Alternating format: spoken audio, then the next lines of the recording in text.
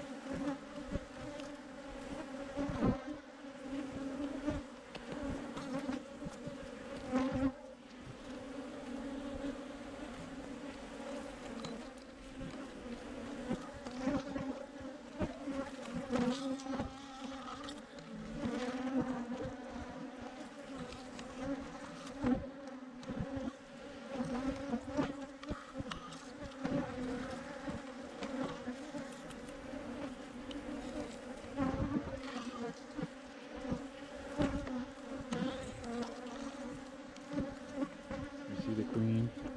Just a split second. Now we just have to find her again.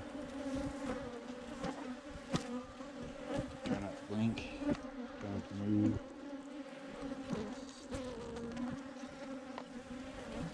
She's the prize.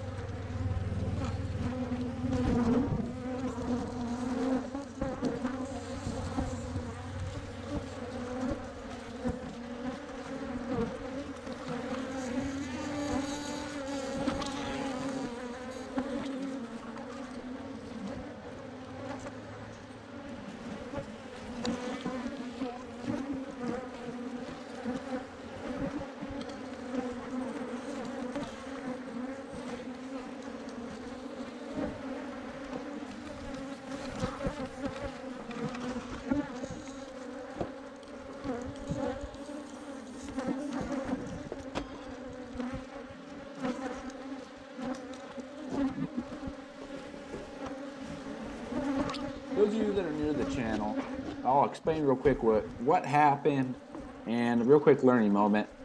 So I have the box that I want the bees to go in, and I'm setting it up in the way that satisfies me that they're not going to mess up in the future, and they'll be productive and all that stuff. So I'm setting up this box. I have the queen cage, as you can see in that gap. She's wedged in between two frames so that the bees can still get to her. She cannot get out of that cage, which is what we want. And she's releasing her pheromone at this moment, saying, "Here I am."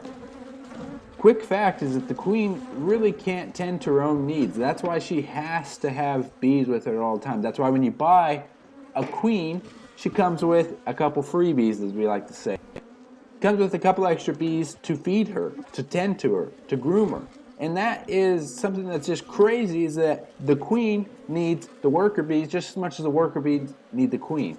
So we have her in this box, and we're going to put that box back close to the original position where the swarm was, back on that other stack. First we got to replace that bottom board because the bottom board was kind of faulty, but we're going to put it back on that stack, and that is going to cause that pheromone to be close to the original position, so that as the bees fly back to where the swarm was, they smell the queen bee's pheromone, and they go into that box, and they go into the box that we want, that we set up in our way, and this allows them to be productive in the future. This box will sit here for 2 to 3 days, and then I'll release the queen, and then probably 2 or 3 days after that, I'll move her to our yard. And this allows the bees to get used to the queen, to the box, to the pheromone, all that stuff, and so they don't leave. Because we want this swarm in the future to be productive. Productive in the sense of making honey. So they need high numbers. So they need the queen, they need to stay in the box, because that is what we do. And like always, we ask you to hit that goofy little thumbs up button and subscribe to the channel, because if you would like to see more videos like this, please support the channel. It just shows us your love and that you are enjoying the content. And like always, we hope everyone is healthy, safe, and that the bees are happy. I hope you all have a really nice day.